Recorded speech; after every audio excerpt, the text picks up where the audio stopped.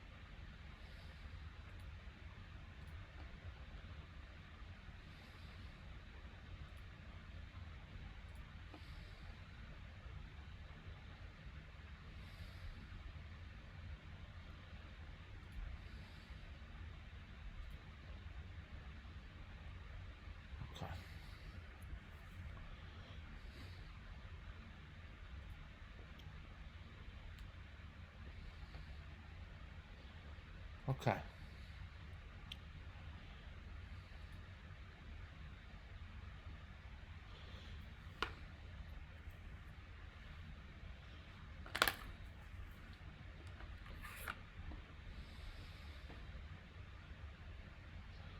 Let's review this most recent game. I might set the other game, the game against the same opponent, to review as well. Probably won't be reviewing that game, but just in case.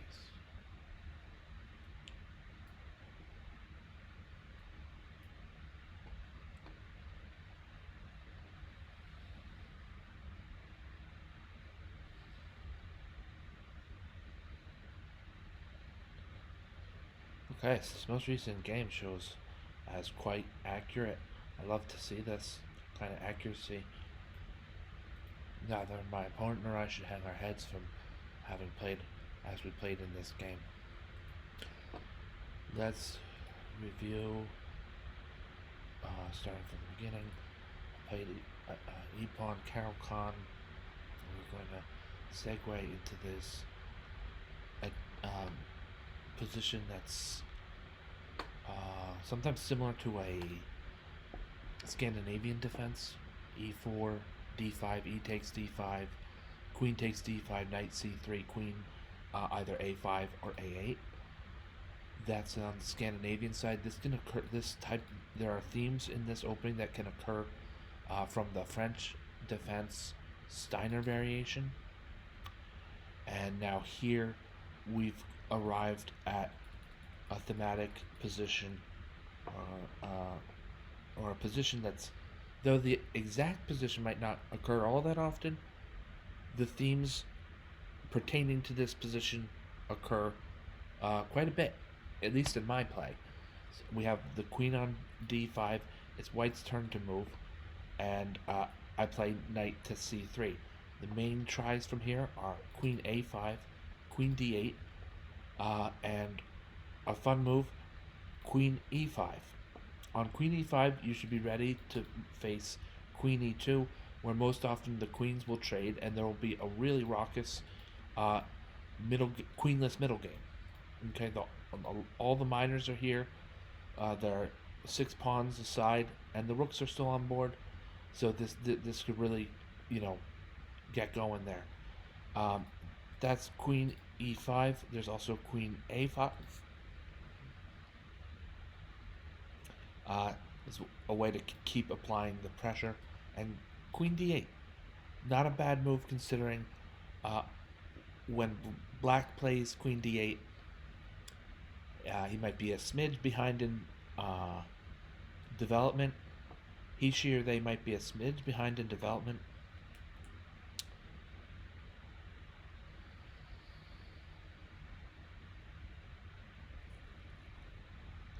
But not bad. And with the moves played, also a rather open, fair middle game. There will be a contest here when queen goes to d8. Queen a5 I usually advise against. I'm going to advise against it. Seems like white gets the chance to play d4 with normal development. Bishop to d2 with almost normal development. That's not the most active place, but it's got a real purpose on d2, which shows up when the knight at c3 plays usually either b5 or d5. And there could be a fork even looming way down all the way across the board, is when the knight moves, the queen is under attack from the bishop that made his way to d2. So queen to d8 is, I think, the best move there for black. It's a book move as well. And continuing in book is d4. And now black shows that he, she, or they are willing to fianchetto on the king's side, probably followed by a quick castle, which is one of the great ways for either side, really, to put His Majesty in a safer position quickly.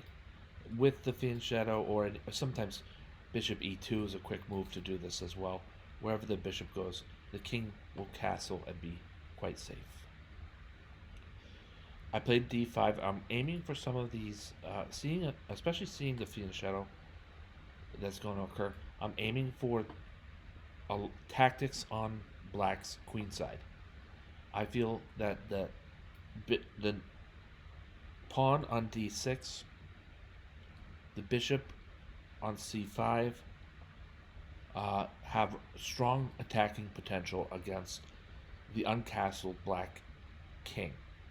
The queen can spring into action at a4, and sometimes the knight on c3 has a way to make his presence known, and even the knight on g1 will go to f3, and then not with the thin shadowed bishop, but in a lot of situations to e5, where it can exert even more pressure on c6. This c6 square in these openings where white is aiming on the queen side early, the c6 square proves to be the most important square. So you want to plan your attack about which pieces can attack the c6 square, or in some cases undermine. That's not the case here, but some cases, if there, say a knight gets to e5, black's knight somehow is at e5, you can undermine defense of c6 with your dark squared bishop, but usually for white it's going to be your light squared bishop, your b1 knight, your queen, and the d5 pawn. Remember back here a ways, how far back? Here we on move 7, white plays d5 as early as move 7. This is all weakening black's ability to control c6 and strengthening white's.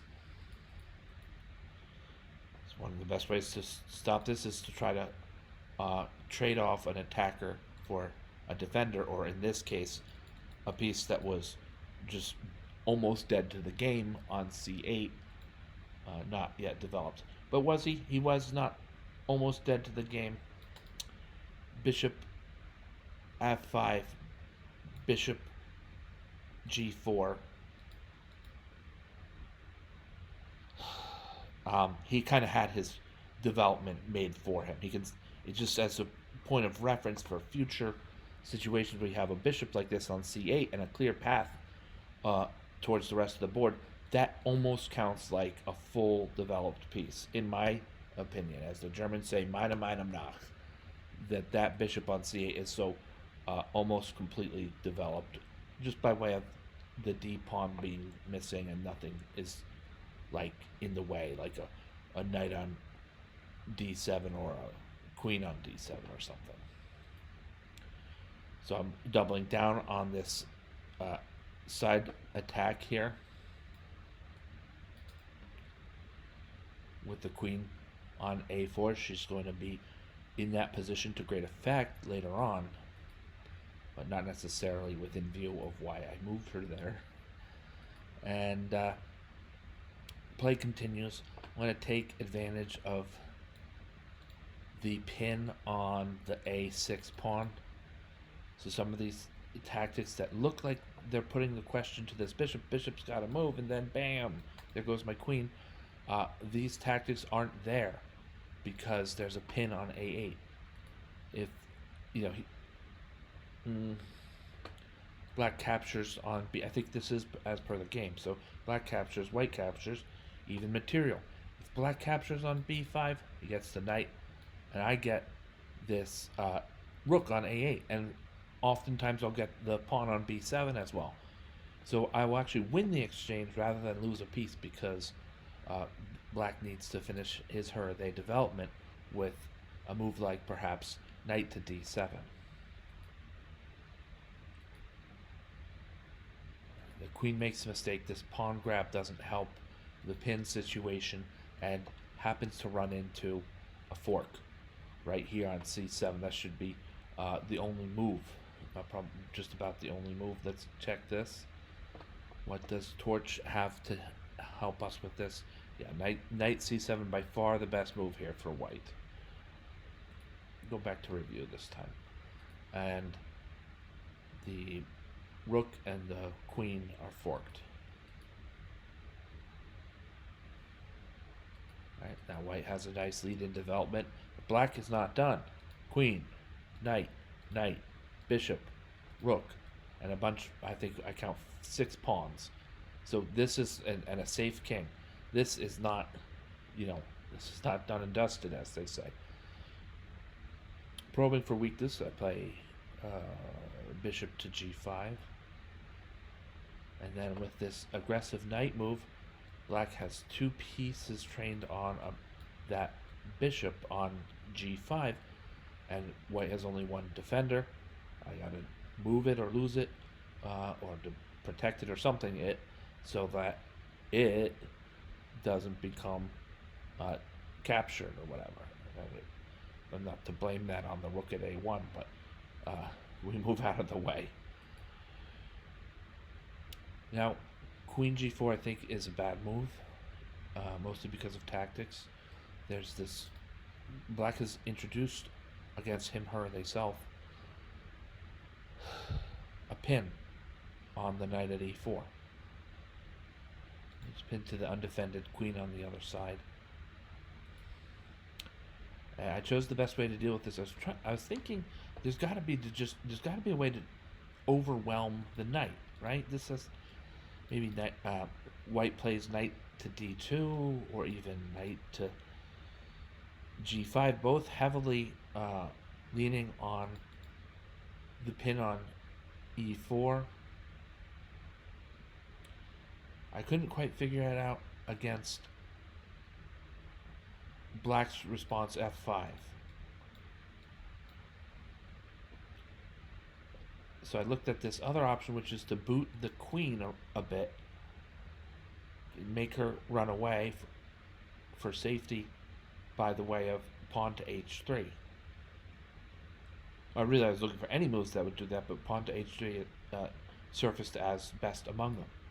Then with the queen on f5, knight to h4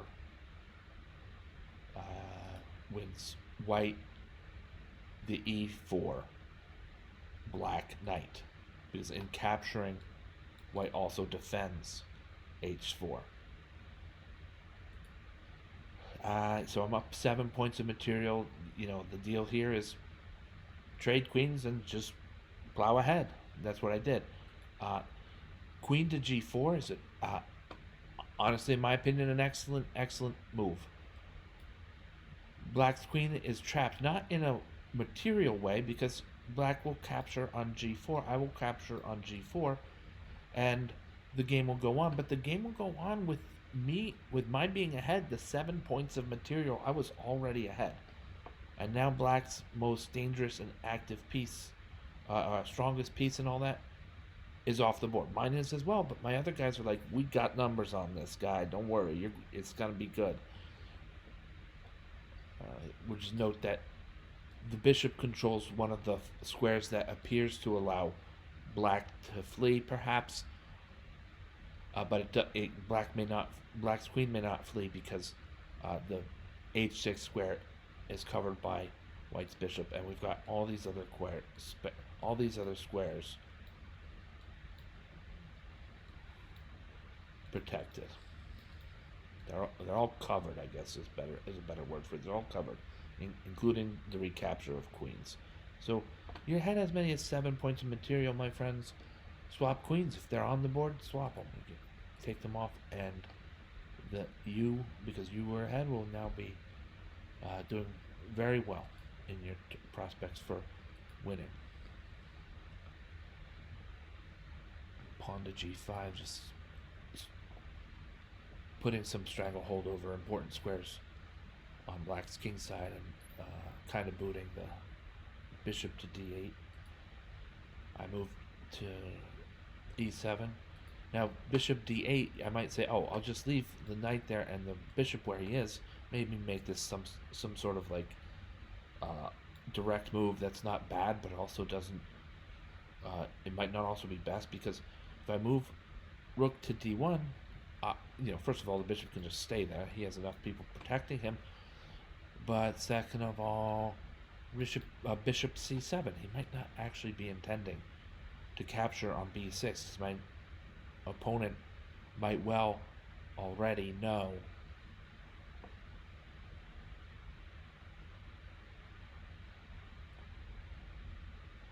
that he should be keeping, he, she, or they should be keeping pieces on the board, not off the board. Knight to d7, attacking the rook. And now with knight to f6, black can't let the knight just sit there like that. So the point is this second route that I chose back here, instead of being calm about things with rook d1, the point of the second route was to move my knight to d7, then f6, and this is way too strong. Way too strong to allow to just sit there, so the bishop has to trade with the knight. And the pawn is still relatively in the game. The black rook might capture the pawn. I'm not all too worried about that, except, aha! I am. Bishop g5 protects the pawn, and there are maybe even ideas of finding g7 with the pawn keeping the bishop protected, and vice versa. Even even with a check against black's king at h8. Black doesn't want that, so he's moving his king right away. He doesn't want any part of being held captive on g8. We play rook to d7. I believe this is what I believe here my opponent resigned. Did I play this all the way out? No, this is the other game. So this is where my opponent resigned. I'm probably not going to go over this game. It's not all that accurate. I lost, and yeah, I don't. So we can drop this game. The royal we, me, myself, and I will drop that game from being reviewed.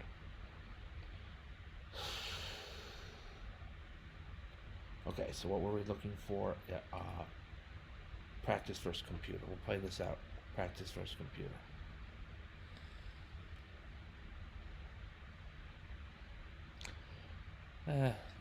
So there's the immediate thought of rook to e7 check. The knight will pounce on the material. F takes e7. I think that I don't know how black will handle this. It's a pawn on e7 that's just sitting there waiting to promote. And if black captures it, then the bishop goes in and black's king captures the bishop, leaving a board with black has 6 pawns and white has 4 pawns, but also 4 pawns, but also a rook, a knight, and a bishop. So in an interesting way, let's try. I'll try rook to e7. Okay, so then f6, a powerful move to work against the potential of the move I tried. It's the exchange, so it's not the end of the world, but it's also the exchange in a pawn, and my bishop has to move. So it's not the best move either. So it's good to kind of investigate moves like that once in a while.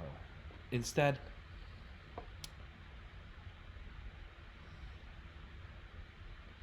this has checkmate. Whose turn is it? Okay. There's a mate threat associated with d1. I know b7 can be captured for even more material in white's camp, or coffers, or both. We're going to I think the most important thing to do is first to capture on h6.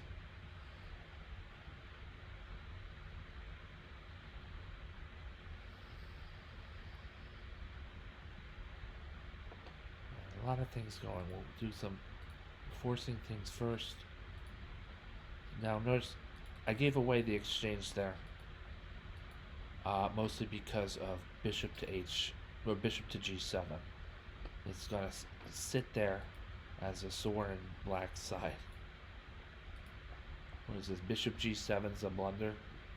That's balderdash. Oh, I lose my rook on d7. That doesn't help. Rook d1 is still fine. Then this go against the bishop takes h6 is still fine. So rook takes might be with the other rook, and now we're in a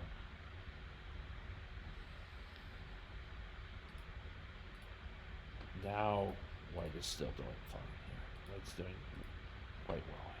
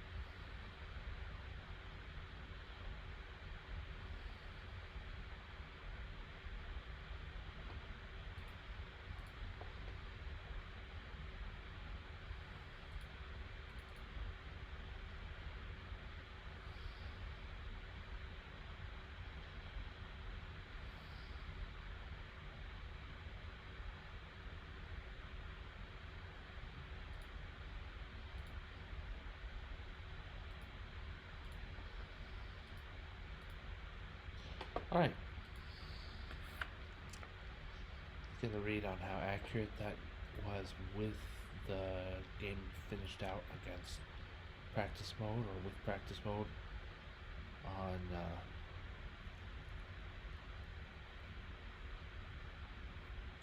against the computer playing on its maximum level. Oh, I better do that. So here we go. Now it's calculating. And the game was, if I recall, quite accurate through the resignation, and we'll see. It probably will remain that way after game review. Let's take a look.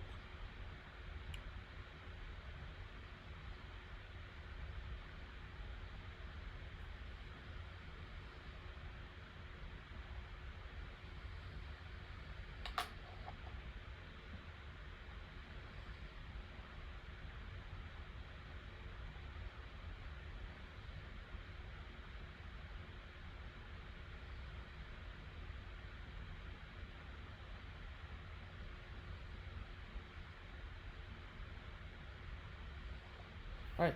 Yeah. Accurate, even more so, and so on. So that was really great.